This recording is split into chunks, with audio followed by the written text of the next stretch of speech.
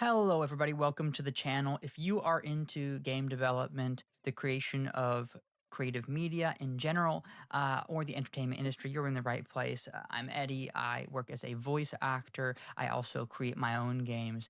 And additionally, I have experience in advertising and a variety of other fields as well, whether it be on screen acting or otherwise. You guys may have seen my work in some recent games, such as Inazuma 11, Tokyo Underground Killer, and so on. Anyway, in Inazuma 11, I play uh, Harper Evans and his dad, Mark Evans. So you may be familiar with my characters.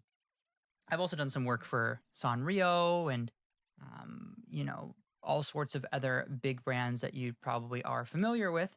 And today I'm going to be talking about something related to all of this, which is game development and, of course, my experience with it and what I think you should do in regard to whether you should pursue game development or not, what kind of game you should develop, or just how to think about the process of game development in your own sort of indie capacity, or maybe even if you want to take it bigger, which we can talk about a little bit as well, because I'm familiar with the process, although I haven't done it myself.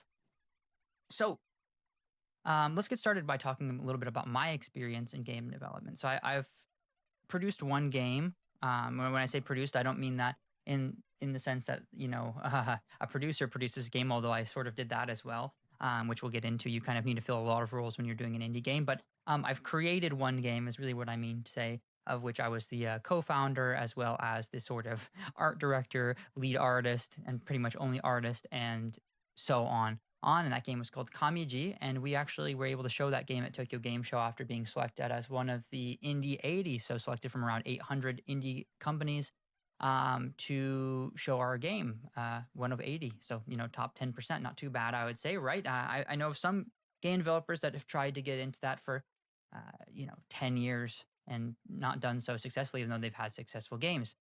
And this is actually kind of connected to one of the subjects, but first of all, you need to decide what your reason is for wanting to make a game, right? Because even if you make something really cool, you might have a fantastic idea. And this was sort of the case with our game, Kamiji, but you might have a great idea. You might have even a really fun game, but it might not be maybe the most easily marketable or the most easy to profit from. And so you might struggle to find, let's say, a publisher. Like a lot of the other people at the Indie 80 had publishers, and they were many of them just very traditional games that didn't have new mechanics or anything crazy going on.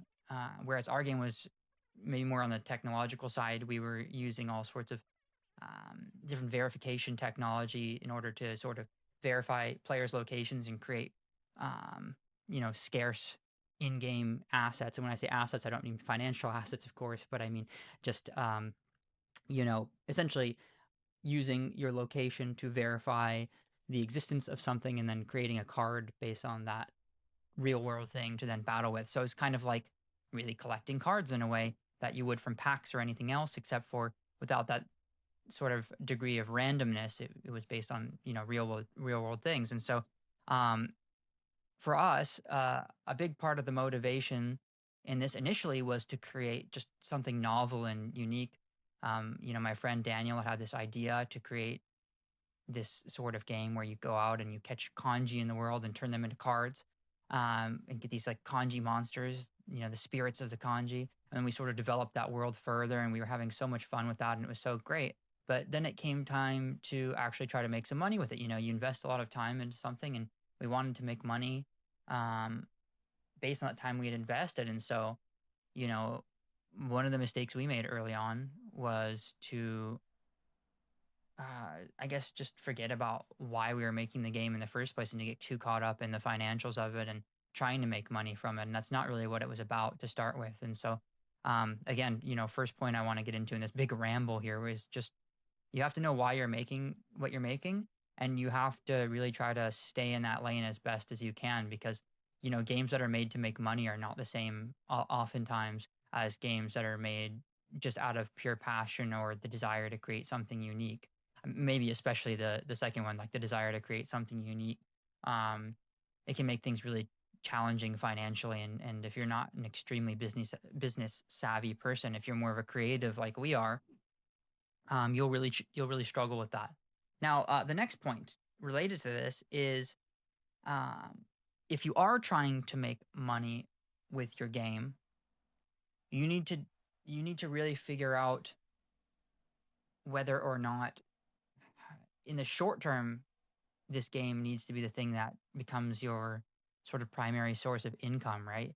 Because if that's the case, I'm just going to say right off the bat, you almost certainly should not be developing games. I'm just going to say now, like, you shouldn't really be doing anything in entertainment if it has to be the thing that makes you money. You kind of have to have a job at the same time. You kind of have to have another source of income, or just be rich from the start and be, able to essentially retire from your job and be comfortable without ever making money from your game. And again, in my experience, that's been the case. I've seen a variety of games that have even had big budgets that I've been involved with and that other people have been involved with and whatever else that didn't go on to do as well as something like the Zuma game, which did, of course, very well, as I'm sure a lot of you guys know, for the type of game it is, as niche as it is and everything being a soccer game. A lot of those games didn't go on to blow up. Some of them did. Vivid World is another good example of a game that I did that did go on to blow up as a voice actor. The Vivid World 2, I think it is. No, I think Vivid something else is the name of the first one. So I think it's just called Vivid World. Anyway, I think you should go check that out. It's really cool. But a lot of games don't go on to make money, even if a ton of money is invested into them. And if your goal is to make money, you really need to understand your market. You're probably going to have to take more of a business like approach to it than you would a creative approach if you need to guarantee that it makes money and you're really trying to make it your primary income. It'll just take, honestly, like all the fun out of making games, and it's going to defeat the purpose of making a game in the first place. So, long story short, probably just don't do it if you're in it for the money alone. It's not gonna work out well for you. As a lot of companies have seen as they've tried to do this, even big companies. Anyway, so guys, by the way, as you can tell, I don't have an organized list or anything like this. I'm just going off the dome here. So if you want that authentic content, let me know in the chat. If you want something more organized, that's fine too. But I think this is just more fun as well. Like, again, a big part of it is just passion with this industry, and that's what I'm here for. I'm passionate about it, and I think you'll see, like, most of these points, they're just coming down to that. Like, how passionate are you about what you're doing? Is it something that another thing is, like, is it something that you feel like you need to get out of you and you need to get into the world for whatever reason? Do you have something you need to show people?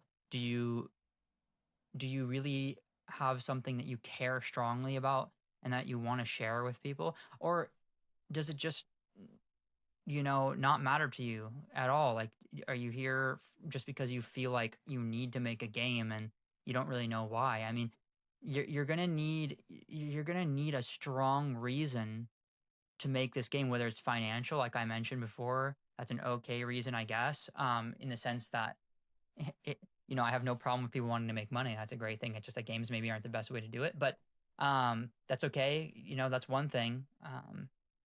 But if it's just like an instinct, like, oh, I should probably make a game because I don't know what else to do. There might be a lot of other ways to do it. Like, if you just want to tell a story, a game might not be the best way to do that. You need a lot of people a lot of the time to make a game, or at least a few. Um, and you can probably just go make a comic or do something else, right? If you're wanting to share your story with people, there's a lot of ways to share a story, right? Because, like, at the end of the day, if you're making a game, your interest is going to be maybe in making that game, but you're still going to have to run social media. You're still going to have to tell a story.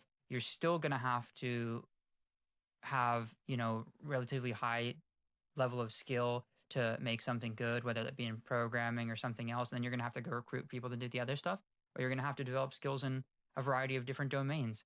So there are just a variety of challenges that come with this, and like, the dealing with other people thing can be especially difficult because everybody has different ideas of what they want to, and then you're going to have to accommodate all of that if you're running a project, which is just a part of dealing with other people. But especially for people who are like neats or like really into gaming, that might not be your strongest suit. I know it's not always mine, and I know people get frustrated with me when I run projects sometimes. So you're going to have to really have a strong reason to want to do this so you don't give up. Again, it can even be financial, but you have to really understand that you're not guaranteed to make money, even if you really have a great model and you really think you know your audience and everything else. And that's basically all you can do to prepare, is try to set those models up ahead of time. And at the end of the day, they'll just end up being educated guesses. I'm in the middle of doing an MBA myself, And so much of this is just guessing. I mean, business is like, there's a reason you see big companies flopping often, you know? Um, Especially in the game space. I mean, God, man, a lot of big gaming companies just, you know what I mean? Completely flopping and failing. So, really long story short here, guys.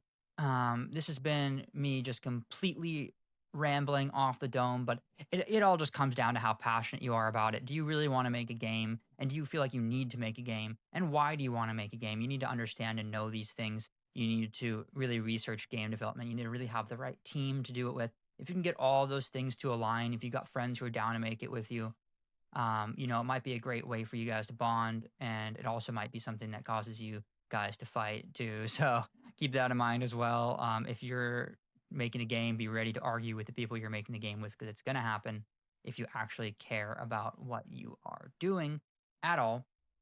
By the way, if you're curious about what I'm drawing in the background here this whole time, I've just been sort of drawing a little concept, sort of 1 hour sketch of what I imagine maybe leprechauns domains would look like. Where might a leprechaun live? It's sort of inspired by old footage I've seen of the English and Welsh and Irish countrysides, and just kind of combining different factors from them that I think would be cool for a landscape that might house something like a leprechaun. And that big bush on the left is where I imagine his little hovel would be, somewhere underneath there, hidden, just out of sight. If you like making little worlds like this, making games is actually probably perfect for you too, because you can really explore the physicality, how things work, and so on. Anyway, these have basically been all the reasons, really, at the end of the day. Again, it's just about that passion. It's just about how much do you really care about getting your vision into the world? What are you willing to do to make it happen? Are you willing to slog through all of this because the reason is strong enough that you must absolutely do this? Or are you going to flop after dealing with challenge after challenge after challenge because that's what game development is? And at the end of that, maybe not even make any money off of it. Up to you guys. Let me know what you guys think in the chat. And remember, guys, like, comment, and subscribe if you've enjoyed this video. Or if you haven't enjoyed, leave a nasty comment and let me know too. That's fine. Let me know what's up, guys. Do you want more organized content? Do you like just chilling, listening to a rant like this and watching me do a little concept? Let me know. Goodbye. Until next time.